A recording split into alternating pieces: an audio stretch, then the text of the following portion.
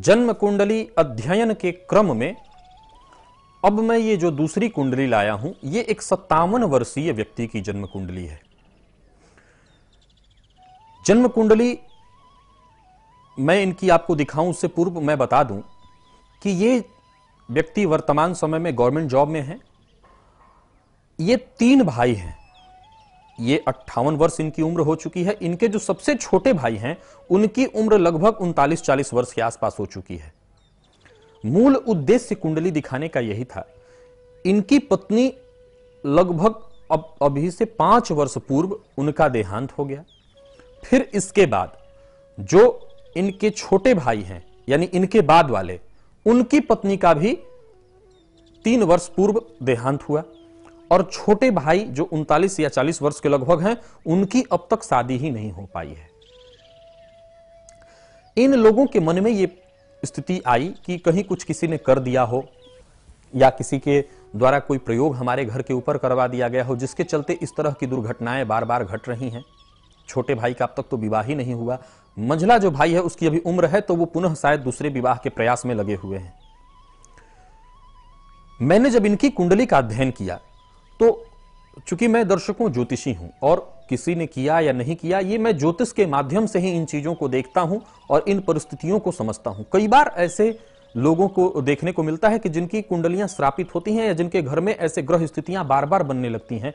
जैसे मान लीजिए कि एक व्यक्ति की कुंडली में सूर्य नीच का है तो उसके जितने भी बच्चे हुए उनकी भी कुंडलियों में सूर्य नीच का हो जाना, तो ये कहीं ना कहीं एक तरह से एक दूसरे से जुड़ी हुई स्थिति बन जाती है। किसी की कुंडली में कालसर्प दोष है तो उनके बच्चों की कुंडलियों में सबके कालसर्प दोष होने लगना, तो ये स्थिति कई बार होती है। इस तरह को कहीं ना कहीं इस चीज को श्रापित स्थिति कहा जाएगा कि सब एक साथ ही एक स्थिति में जा रहे हैं। आइए इनकी जन्म कुंडली का पहले अध्ययन करते हैं और देखते हैं कि क्या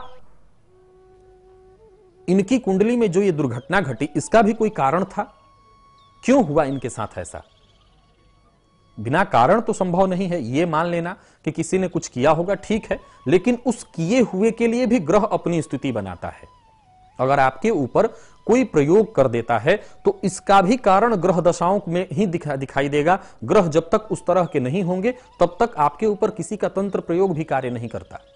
आइए जन्म कुंडली का पहले अध्ययन करते हैं। यह जन्म कुंडली आपके सम्मुख है। तुला लग्न की यह जन्म कुंडली है। 7 नंबर से प्रारंभ हो रही है तो तुला लग्न की कुंडली है। लग्नेश लग्न में ही बैठे हुए हैं। लग्नेश लग्न में ही बैठे हुए हैं, जिसको ज्योतिष शास्त्र में मालव्य नामक राजयोग, महापुरुष योग कहा जाता है। वहीं पर 7 नंबर में देखिए सूर्य भी हैं, गुरु और बुध, 4 ग्रह इस कुंडली के लग्न में बैठे हुए हैं। सूर्य नीच का होने के बावजूद शुक्र स्वाराशिष्ट होने से नीच भंग राजयोग बन गया। शुक्र और बुध का लक्ष्मी नारायण योग हो गया। साथ ही साथ इस कुंडली में अब सबसे पहले जिस चीज को जानने की आवश्यकता है कि इनकी पत्नी का देहांत क्यों हुआ। तो दर्शकों, जैसा कि इन लोगों चूंकि इनके भाई ही मेरे पास आए हुए थे तो मुझे जो जानकारी मिली कि कुंडली मिलाकर के कोई विवाह वगैरह नहीं हुआ था। तो आप देखिए, सबसे पहले आप यहां पर देखिए 2 नंबर में कुंडली का अष्टम स्थान है, मंगल इनके बैठा हुआ है। ये पूर्ण रूपेण मांगलिक है।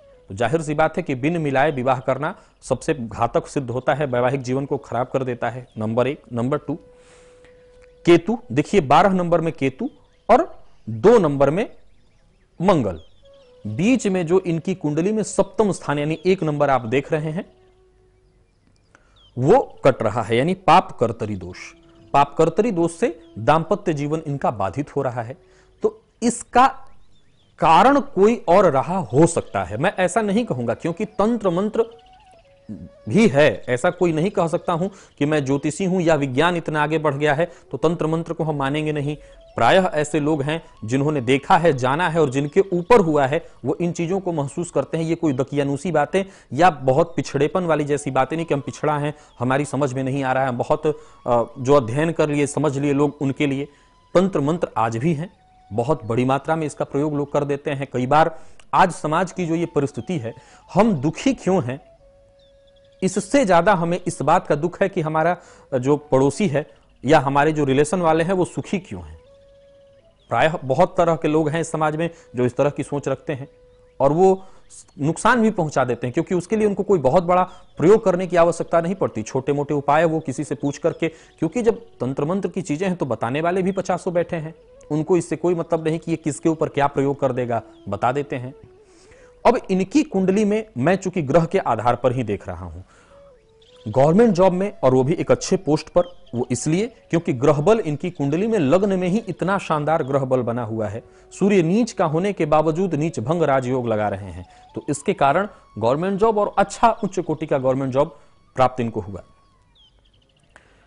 आगे मूल रूप से इनकी कुंडली में ये चूंकि कुंभ राशि के हैं, और कुंभ राशि का अभी देखा जाए तो वर्तमान समय में तो वक्त बहुत अच्छा बीत रहा है, परंतु हम बात कर रहे हैं आज से 5 वर्ष पूर्व जब इनकी पत्नी का देहांत हुआ।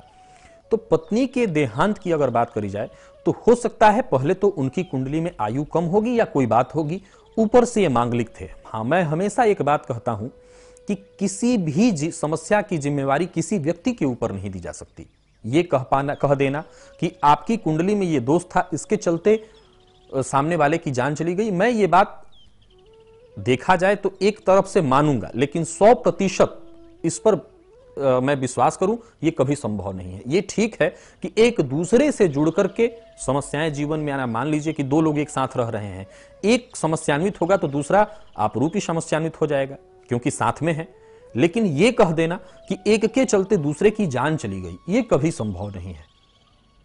फिर आप कहेंगे कि मांगलिक अथवा ऐसे मांगलिकों के लिए शास्त्र कहता है ये वैधव्य योग है, जान ले लेता है। ये एक प्रकार है, ये कारण है, ये भी एक कारण है। कहने का तात्पर्य कि राह में चल रहे थे, चोट लग गई। चोट इसलिए लगी कि एक पत्थर का टुकड़ा पड़ा हुआ था, कारण था पत्थर का टुकड़ा, लेकिन कहीं यह भी तो गलती थी कि हम देख करके नहीं चल रहे थे। अगर देख करके चल रहे होते तो शायद उस टुकड़े को से बच जाते, उस पत्थर से बच जाते। तो एक कारण है मांगलिक होना, और अदर मांगलिक से विवाह अगर नहीं हुआ है तो यह वैधव्य या विवाह तोड़ने का योग बना देता है, ये कारण है। लेकिन और भी कई कारण हो सकते हैं, जैसे कि इस कुंडली में इनको पाप कर्तरी दोष लगा हुआ है 7वें स्थान में, तो या तो पत्नी नहीं रही, पत्नी का सुख प्राप्त नहीं हुआ, अन्यथा अगर वो रहती तो रुग्णावस्था में रहती, कोई ना कोई रोग उनके शरीर में लगातार बने रहता। तो ये भी एक कारण हो सकता है या है। चूंकि मेरा इस कुंडली को आपके सम्मुख लाने का मूल उद्देश्य ही यही था कि मैं ज्योतिष के इन परिस्थितियों से आपको जोड़ सकूं, इसके बारे में आपको बता सकूं। फिर अगर आगे देखा जाए तो इनकी कुंडली में ऐसा कोई बहुत बड़ा बुरा दूसरा कोई दुर्योग है नहीं। दुर्योग सिर्फ यही है, एक पाप कर्तरी दोष जिसको आप देख रहे हैं। पाप कर्तरी दोष इनकी कुंडली में एक नहीं 2 लगा हुआ है। लग्न में भी एक तरफ राहु और दूसरी तरफ शनि और राहु, ये दोनों, एक तरफ शनि है दूसरी तरफ राहु है। ये भी एक प्रबल पाप कर्तरी दोष, यानी कि पाप कर्तरी लग्न को भी और 7वें स्थान को भी 2 पाप कर्तरी दोष लगा हुआ है। दर्शकों, आप लोग बार बार सुनते होंगे मेरे मुंह से पाप कर्तरी। ज्योतिष शास्त्र में एक ऐसा दुर्योग बनाया गया, कोई भी लग्न हो, कोई भी स्थान हो, उसके दोनों तरफ अगर पाप ग्रह, विशेष करके वो केंद्र के ही घर हो, केंद्र का जो चारों खाना है, अगर इसके दोनों तरफ, वो बीच वाला खाने में शुभ ग्रह हो अथवा कोई ग्रह ना हो, उसके दोनों तरफ पाप ग्रह हो, तो इसी को पाप कर्तरी दोष कहा गया है। कर्तरी शब्द संस्कृत में कैंची को कहा गया है। अब उसी तरह से शुभ कर्तरी योग भी होता है। शुभ कर्तरी योग कैसे बनता है? लग्न के दोनों तरफ अगर शुभ ग्रह हो, बीच में भी कोई शुभ ग्रह हो अथवा खाली हो, तो शुभ कर्तरी, शुभ करने वाला योग, शुभ कर्ता योग, शुभ कर्तरी योग बन जाता है। तो इनकी कुंडली में 2 पाप कर्तरी योग बने हुए हैं। इसके अलावा एक बार निश्चित रूप से इन लोगों को अपने घर का जांच भी अवश्य कराना चाहिए, क्योंकि ये ठीक है कि इनकी कुंडली में ये दुर्योग है, लेकिन छोटे भाई की पत्नी के साथ भी हादसा हुआ। इसके सबसे छोटे भाई, इनके सबसे छोटे भाई का विवाह ही अब तक नहीं हो पाया है। तो कहीं ना कहीं कोई दुर्योग अवश्य और भी हो सकता है, और भी हो सकता है। उसके लिए घर की जांच अति आवश्यक है, उससे क्लियर हो पाएगा कि कहीं कोई ऐसा किसी ने कुछ किया तो नहीं है। अगर किया है तो उसके काट हो सकते हैं, उपाय हैं शास्त्र में, तंत्र शास्त्र में, ज्योतिष शास्त्र में ऐसे कई उपाय बताए गए हैं जिनके उपयोग से अगर आपके ऊपर या आपके घर के किसी भी सदस्य के ऊपर कोई प्रयोग किया हो। कई बार मैंने देखा है ऐसा कि दुकान बहुत अच्छा चलते चलते उसमें समस्याएं आने लगती हैं, दुकान बाधित होने लगता है, तो उसमें जिसको बिगाड़ना है कोई बहुत बड़ा तंत्र मंत्र नहीं करने की आवश्यकता पड़ती। कुछ छोटे मोटे ऐसे उपाय बताए हुए हैं, लोग जानकारी ले लेते हैं और कर देते हैं। सामने वाला कितना परेशान होगा इससे उनको मतलब तो होता नहीं है। तो मैं इतना ही कहना चाहूंगा कि इस कुंडली में हो सकता है इन दोषों के अलावा भी इनके घर में ऐसा कोई दोष हो सकता है। ऐसे कई घर हैं, कई तरह की परिस्थितियां हैं, उसका निश्चित रूप से निदान करवा लेना चाहिए। वैसे इनकी कुंडली में कोई समस्या नहीं है, कोई वर्तमान, अब चूंकि मूल इनके भाई का प्रश्न था जिसका मैं इस कुंडली के माध्यम से निदान कर रहा था, और मैं यही कहना चाहूंगा कि हो सकता है ऐसा भी हो कि किसी ने कुछ कर दिया हो तो उसका निदान अवश्य करा लिया जाए। तो दर्शकों, यह थी एक 58 वर्षीय व्यक्ति की जन्म कुंडली जिसका मैंने आपके सम्मुख अध्ययन किया। तमाम तरह की समस्याएं हम सबके जीवन में है। मैं प्रायः ऐसी कुंडलियों के माध्यम से लोगों की समस्याओं को देखता हूं और उसका निदान करता हूं। प्रायः लोग मेरे पास इस तरह की समस्याओं को लेकर के आते हैं और उसका निदान भी संभव है, क्योंकि जब हम बैठ करके उस पर मंथन करते हैं, विचार करते हैं, तो निश्चित रूप से किसी चीज का जब मंथन हो तो उसमें से कुछ न कुछ निकलता अवश्य है। मंथन से कुछ न कुछ निकलता अवश्य है। तो जब दो कुंडली का अध्ययन हो, वहां पर बैठ के उस पर विचार विमर्श हो, तो निश्चित रूप से उसके कुछ सकारात्मक रिजल्ट निकल करके आते हैं। पुनः आपसे मुलाकात होगी एक नई कुंडली, एक नए अध्ययन के साथ। हो सकता है वो कुंडली आप में से ही किसी एक व्यक्ति विशेष की हो। तब तक मुझे मेरी वाणी को विराम देने की इजाजत दीजिए। नमस्कार।